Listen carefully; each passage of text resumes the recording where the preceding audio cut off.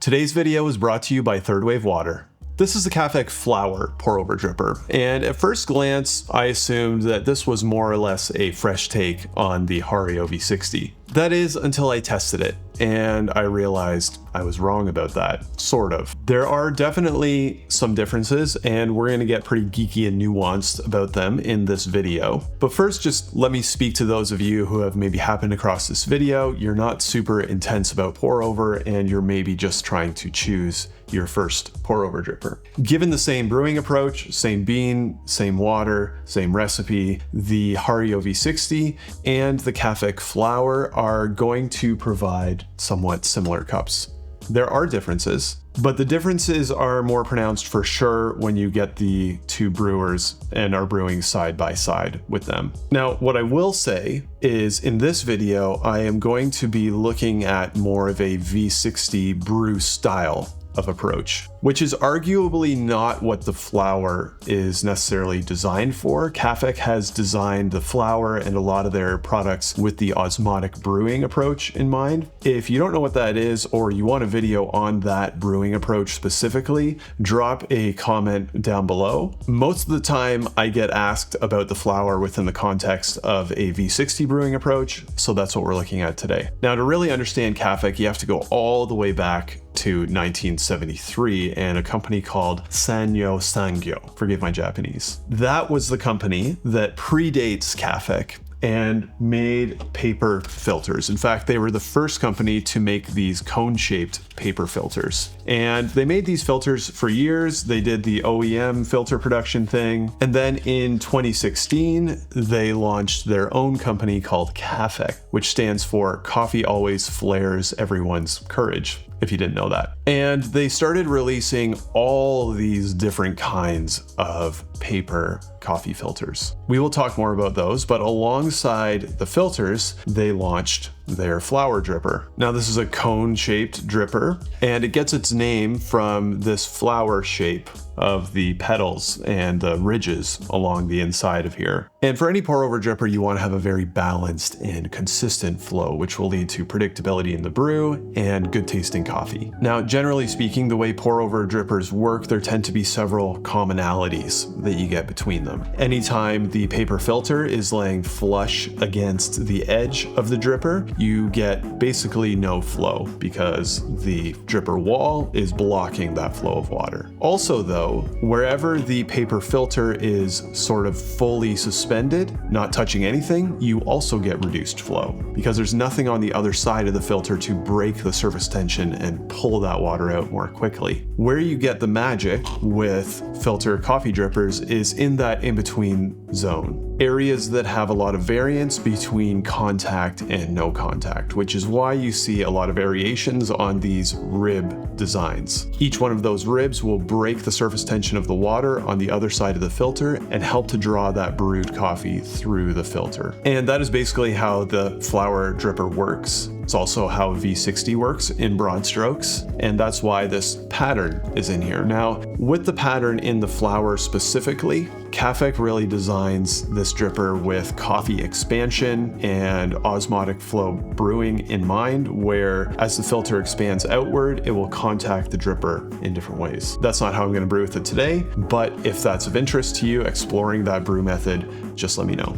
Now, even with that V60 style of approach that isn't going to take advantage of that aspect of the flower's design, there are some differences in taste profile, which we're going to look at. And as we talk about some of that, I am going to brew myself a cup of coffee. Now, on the filter side and actually choosing a filter, I'm going to make your world a lot easier here because Cafec has a ton of coffee filters. I've tried basically all of them, and these are the ones that I land on time and again. They're called Abacas, and they are fantastic. Fast flowing filter, really, really good filter. And the real takeaway from this video, if you're looking for one, is that the filters make a much bigger difference than a change in your coffee brewer. If you have a V60, you're brewing with it, you're happy with it, you want to take to the next level, and you're getting Hario filters, you got to try these.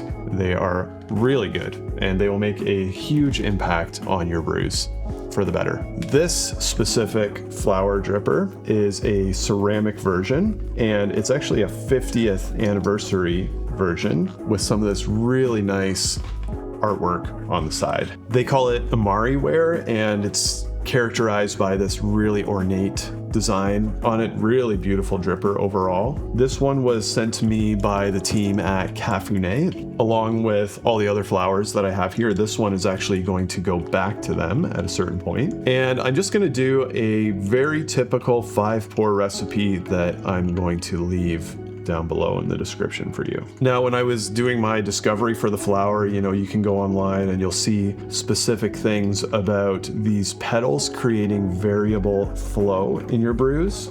And how they do that is, as the coffee bed expands, the filter will sort of get pushed out against the flower petal, which changes the characteristics of how the water is actually going to flow through the filter. Now, when I was doing this V60 style brew, I could see that happening a little bit on the side, but when I measured drawdown times, TDS, all that kind of thing, it wasn't enough to make an appreciable difference, either in a low dose or a higher dose for a V60 style of brew. I think that character of the flower dripper is really more expressed when you look at that osmotic brew style. So that was interesting. And setting aside any differences created by that for a traditional V60 style brew, I sat down to do some side-by-sides. And what I expected was not what I discovered. When I did brews on a Cafec Flower and a Hario V60 side by side, there were definitely some differences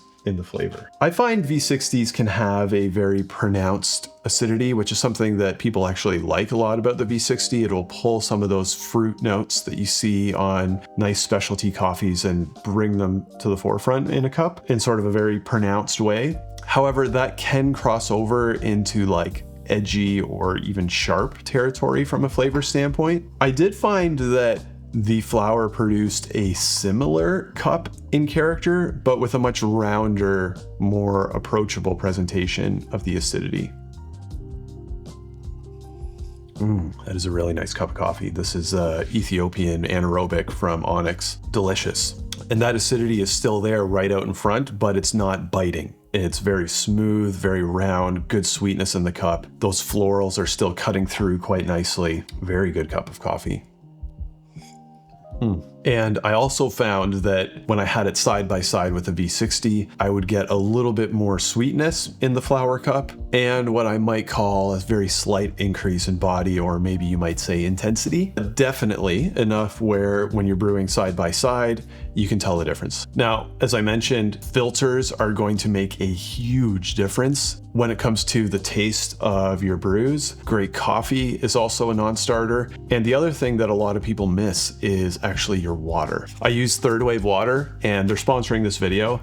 I love this stuff. This is the light roast formulation, which I use for filter coffee brewing. And basically what you do is you take one of these little packets here, and inside is a small amount of minerals. And you dump that into a gallon of distilled or RO water. And it is going to set the stage for your coffee to taste fantastic with the right pH, mineral makeup. You know, not all water is created equal. You know this if you've ever had really gross tasting municipal tap water. There's complex chemistry going on in here. And coffee is made up of 98% water. So it's important to get this stuff right. Third Wave water makes that process quick and easy, and I recommend it all the time. The team is giving you 10% off a one-time order. If you want to try this stuff out, you can use the link below. Now back to the flower dripper. We have some differences in taste that I would argue are dwarfed by the taste difference that you can get from using the Cafec filters. What are some other reasons you may want to consider the flower? These drippers are made in Japan using Eastman Triton plastic. It is a very high quality plastic when it comes to food. V60s you can also get in plastic. They're made of a compound called SAN, which is styrene acrylonitrile. Also a pretty common plastic when it comes to food and beverages. Both of those plastics are BPA free, with Eastman Triton plastic generally being regarded as the higher quality material. Now, Hario does offer more material choices for the V60. You know, you can get them in metal, glass, ceramic, all that Cafec used to have ceramic flowers, which I quite liked. Actually, those are discontinued now, and they are focusing solely on these Triton drippers. What I will say though is Cafec offers a lot more size and shape variation in comparison to a V60. This one and the one that I brewed on is a 2 to 4 cup version that would be similar to a Hario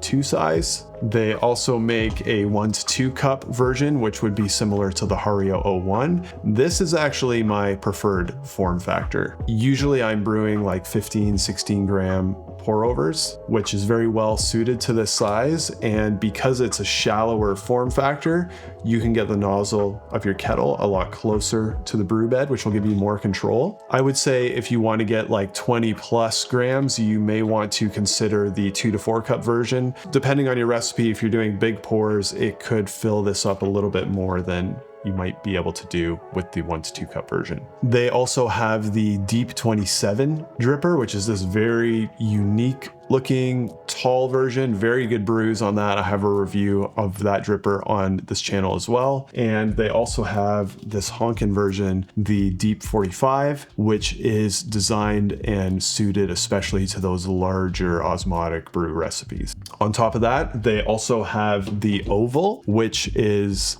designed to take trapezoidal filters, a little bit more controlled flow, a little bit more forgiving maybe than a cone shaped. So a lot of options there. All of them, as well as the filters, are made in Japan. And for all of their drippers, they come in a very wide color range. So for me, when it comes to the flower dripper, I think it's a great dripper. I like using it. I find that the cups are very often a little bit more approachable than a V60, even when doing the same brewing style. The filters are hands down my favorite filters on the market right now. I love the Cafec filters. I find them really hard to beat. And if I'm going to make a recommendation, if anything, my recommendation for the filters is even stronger than the recommendation for the drippers. So whether you're a V60 user, whether you're a flower user, whether you have another cone-shaped dripper, do yourself a favor and pick up some Cafec filters. Highly recommend those. But I want to know, when it comes to the flower, are the differences enough for you to want to try it? Does maybe that extra flexibility to push into an osmotic brewing style put you over the edge, or would you maybe just want to stick with a V60? Let me know your thoughts in the comments. I hope your next cup of coffee is fantastic,